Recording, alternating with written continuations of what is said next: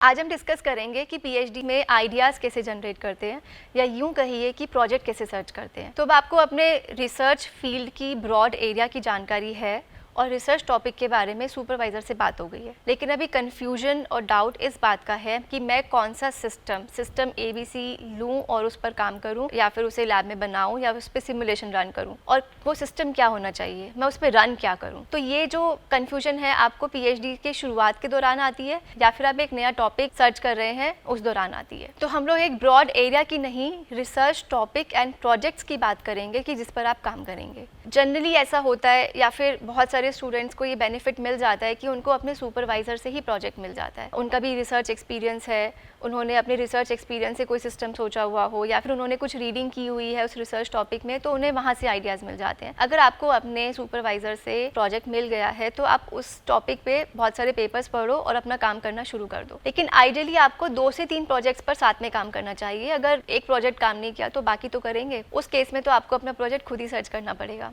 या फिर ये भी हो सकता है कि आपको अपने सुपरवाइज़र से प्रोजेक्ट ना मिला हो, सबको नहीं मिलता है, उस केस में भी आपको अपने प्रोजेक्ट खुद ही सर्च करना है। तो हम डिस्कस करेंगे कि हम अपने आइडियाज़ कैसे सर्च करें। इस वीडियो को एंड तक देखिएगा, मैं आपको इजी एंड टफ दोनों ही तरीके बताऊंगी आइडियाज़ सर्च करने के लिए। जनरली बहुत सारे पेपर्स पढ़ के आइडियाज़ आते हैं। आप रिव्यूज़ पढ़ते हैं एक अपने फील्ड की टॉपिक की जनरल अंडरस्टैंडिंग के लिए और काम समझने के लिए पेपर्स।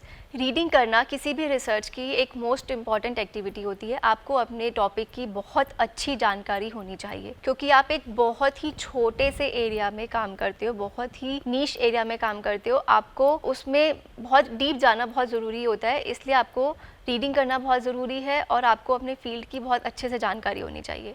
तो जब आप बहुत सारी रीडिंग करेंगे तो आपको एग्जिस्टिंग काम में कुछ ऐसी चीज़ें नज़र आएंगी जो मिसिंग है और जिन्हें आप पूरा कर सकते हैं। Because research is like solving a puzzle के छोटे छोटे पीसेस होते हैं जिन्हें साइंटिस्ट 1 बाय 1 सॉल्व करते जाते हैं। बट एक नॉर्मल पज़ल से पज़ल डिफरेंट है, क्योंकि इसमें कुछ भी फिक्स नहीं होता है। न्यू पीसेस बनते जाते हैं, वो अपनी जगह बनाते चले जाते हैं। तो this is a dynamic puzzle which keeps evolving based on the new findings. तो आपको पेपर्स पढ़ के समझ में आएगा कि एग्जिस्टिंग सिस्टम में कुछ मॉडिफिकेशन की ज़रूरत है उसे इम्प्रूव करने के लिए। तो आप एक ऐसा सिस्टम चूज़ कर लोगे जो काफ़ी अच्छे से स्टडीड है और फिर आप उसकी कुछ प्रोसेसेस या कंडीशन चेंज करेंगे। अब वो प्रोसेसेस और कंडीशंस क्या होने चाहिए, वो कंडीशंस या तो आपको लिटरेचर से ही मिल जाएंगे और नहीं तो आप अपनी प्रीवियस अंडरस्टैंडिंग से भी वो कंडीशन सोच सकते हैं कि what if I do this, मैं इसका टेम्परेचर चेंज कर दूँ तो क्या होगा, मैं इसकी रिएक्शन कंडीशंस चेंज कर दूँ तो क्या होगा, मैं रिएक्शन टाइम बढ़ा दूँ तो क्या होगा। तो अगर हम एक सिस्टम की, एक केमिकल सिस्टम की बात करें तो रिएक्शन कंडीशंस होती हैं लाइक चेंजिंग द pH और सॉल्वेंट। अगर मैं ये सब चेंज कर दूँ तो क्या होगा। तो ये हुआ मॉडिफिकेशन इन एग्जिस्टिंग वर्क, कि आप एक एग्जिस्टिंग वर्क को, एग्जिस्टिंग सिस्टम को इम्प्रूव करने के लिए उसे मॉडिफाई करके उस पर कुछ काम करेंगे। सेकेंड ये भी हो सकता है कि आप बहुत सारा लिटरेचर पढ़ के और प्रीवियस अंडरस्टैंडिंग को यूज़ करके you design a new system जिसकी की डिज़ायर्ड प्रॉपर्टीज़ हो। अब डिज़ायर्ड प्रॉपर्टीज़ का मतलब क्या है कि आप अगर किसी टॉपिक पर काम कर रहे हैं तो आपका उसकी प्रॉपर्टीज़ और एप्लीकेशन का कुछ ऑब्जेक्टिव होगा, कुछ आपको अचीव करना है। तो आप एक ऐसा सिस्टम अचीव कर सको, एक ऐसा सिस्टम बना सको जो आपका ऑब्जेक्टिव है एप्लीकेशन एंड प्रॉपर्टीज़ का, वो उससे अचीव हो जाए, वो उससे मीट हो जाए। लेकिन बहुत बार ऐसा भी होता है कि बेटर प्रॉपर्टीज़ नहीं भी आती हैं या फिर बहुत जो नया सिस्टम होता है वो शायद से एग्जिस्टिंग सिस्टम से बहुत ज़्यादा अच्छा नहीं होता है। But designing a new system is a big thing.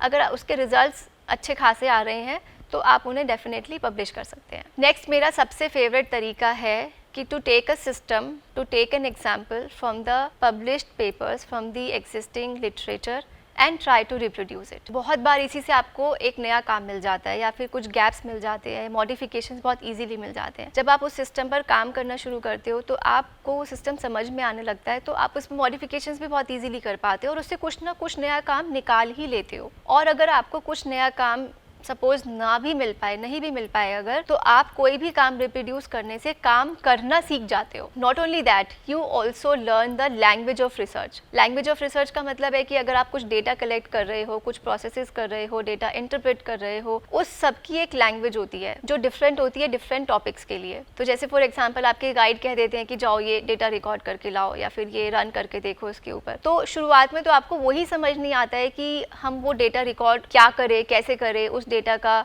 क्या इम्पोर्टेंस है। तो आपको कोई काम रिप्रोड्यूस करने से उस रिसर्च की लैंग्वेज समझ में आती है कि आप उसमें डेटा कैसे रिकॉर्ड करो, डेटा क्या रिकॉर्ड करो, उस डेटा को हम क्या कहते हैं, उसको इंटरप्रेट कैसे करते हैं। तो you learn the language of research. उससे या तो आपको एक अच्छा सा काम मिल जाएगा, जो कि मोस्टली केसेस में हो भी जाता है, नहीं मिला तो आप रिसर्च करना सीख जाते हो एटलीस्ट कुछ भी रिप्रोड्यूस करने से। मुझे ऐसा लगता है कि ऐसा सिस्टम चूज करना चाहिए जो कि लेस स्टडीड हो। लेस स्टडीड सिस्टम में एक्सपेंशन का स्कोप थोड़ा ज़्यादा होता है as compared to the system which is already been studied by many people. तो हमने 3 तरीके डिस्कस किए हैं। एक तो ये कि एग्जिस्टिंग सिस्टम में मॉडिफिकेशन करना, दूसरा ये कि नया सिस्टम डिज़ाइन करना, तीसरा तरीका जो कि सबसे मेरी नज़र में सबसे आसान है, to reproduce a paper of a system which is less studied. तो उसमें आपको कुछ ना कुछ काम मिल ही जाता है। आपके रिसर्च करियर में, पीएचडी जर्नी में रीडिंग करना is one of the most important part, क्योंकि रीडिंग करते करते ही आपको बहुत सारे आइडियाज़ आते हैं, बहुत सारा काम आपको मिल जाता है। मैंने इसे 1-2 एग्जाम्पल्स के साथ एक्सप्लेन करने की कोशिश की है, जो कि डिस्क्रिप्शन बॉक्स में आपको मिल जाएंगे, आप वहाँ पर चेक कर सकते हैं, उससे ईजी अंडरस्टैंडिंग हो जाती है। और एक और बहुत इंपॉर्टेंट काम आपको अपने रिसर्च करियर में करना है कि you keep writing your ideas. आपको जितने आइडियाज़ आते हैं आप लिखते चले जाओ। उन आइडियाज़ का ऑब्जेक्टिव क्या है वो लिखो। अगर वो आइडियाज़ सक्सेसफुल हुए, जो आप अचीव करना चाह रहे थे वो मिला, या फिर आप कुछ और अचीव हुआ, वो तो ठीक है, पब्लिश हो जाएगा। लेकिन अगर आपने किसी आइडिया को डिस्कार्ड किया तो उसे क्यों डिस्कार्ड किया और क्यों आप एक अगले सिस्टम पर मूव कर गए हो या फिर एक अपने अगले आइडिया पर मूव कर गए हो। ये इसलिए भी इंपॉर्टेंट होता है कि आफ्टर 2 to 3 मंथ्स या फिर आफ्टर कपल ऑफ ईयर्स अगर आपने वो शायद से अगर वो आइडिया फिर से